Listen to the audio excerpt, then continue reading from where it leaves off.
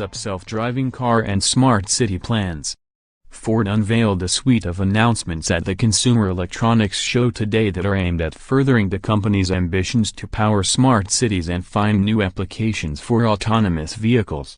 The announcements focus on providing cities with cloud services to better understand the autonomous vehicles zooming around their streets, building hardware for vehicles to communicate with one another, and testing new services that are powered by self-driving cars.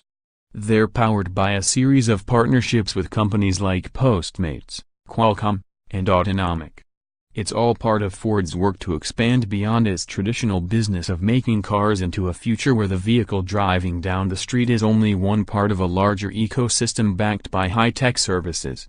An infrastructure project of that scale will require a back-end, and that's what Ford is aiming to provide with its Transportation Mobility Cloud.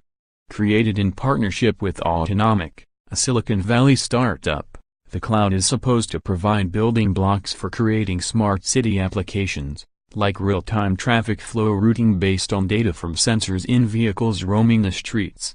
Speaking of communicating vehicles, Ford and Qualcomm are working together on a system called Cellular Vehicle to Everything, CV2X, which will enable cars that have cellular chips to communicate with one another, as well as to a set of outside services.